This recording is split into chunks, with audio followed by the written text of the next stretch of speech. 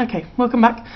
So hopefully what you can see that I'm doing here is I'm actually focusing on, we know that the way this turtle is currently swimming in this image, the light is coming from the top of the sea, right? So the top of the turtle right now is going to be brighter, it's going to be lighter. So what I've done is I've just used this yellow to try and map out the majority of what would be the darker areas. Now I can add a darker colour to this underpainting later, it's really not an issue. But this is just to start mapping it out, and I'm completely leaving the light areas white. Okay, so the turtle, wherever I think is super light, I'm leaving it white.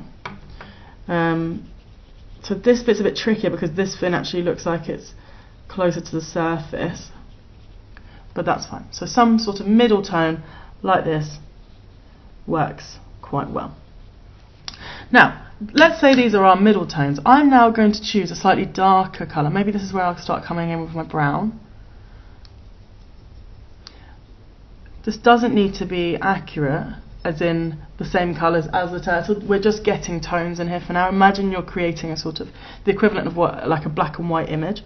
So I'm now going to pick up a darker colour, and I'm going to choose the areas that are much darker. So this under part of the fin has to be darker. Same here, sorry, under part of the body, I should say. Same here, this is underneath the shell. So this is dark, that's particularly dark. Another part, hopefully you've spotted it, is here. If we look there, it's really dark there. Oh no, slipped. It's really, really dark there. So I'm going to just add my darker colours here. And do you know what? If you master this, you only have to adjust this technique by adding the real correct colours to be really good at watercolour painting.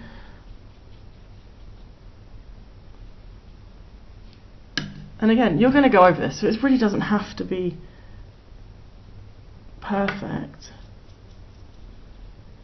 But it's supposed to help you. You are preparing your painting. So hopefully, I've added even darker tones now. There are some more. I feel like this whole part of the shell is darker, but not as dark as some of those areas. So a watered down brown should do it, and I'm going to do a bit of an overall painting there to show me where the underside of the turtle is.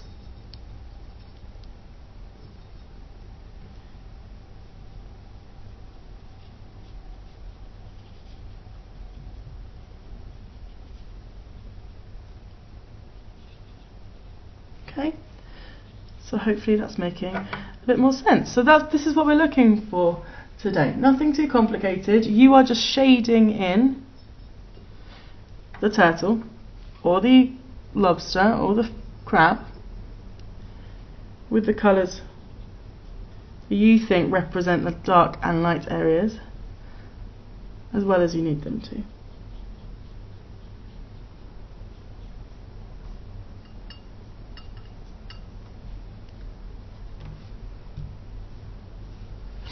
I might go in with a smaller brush now and just add a bit more detail to the actual turtle itself, because obviously we can see that there are some much darker and lighter areas on the shell. They're not shadows, that's actually part of the print, part of the pattern on the turtle itself, but I think we do have to acknowledge that in our underpainting too. So I'm just adding some finishing touches to this underpainting here. And hopefully you can see that I've attempted to get tone on there, some detail, just to help me out. It's really hard to paint on a blank canvas or to use oil pastels on a blank canvas without knowing where to start at all. So this is you essentially sketching with paint. And just one thing before I stop this, because we'd be really happy with this outcome if you created that. Each of the chosen images are going to potentially have a different coloured underpainting. These crabs, for example, this one here will probably have a light blue underpainting. This one here, you could do brown and blue even.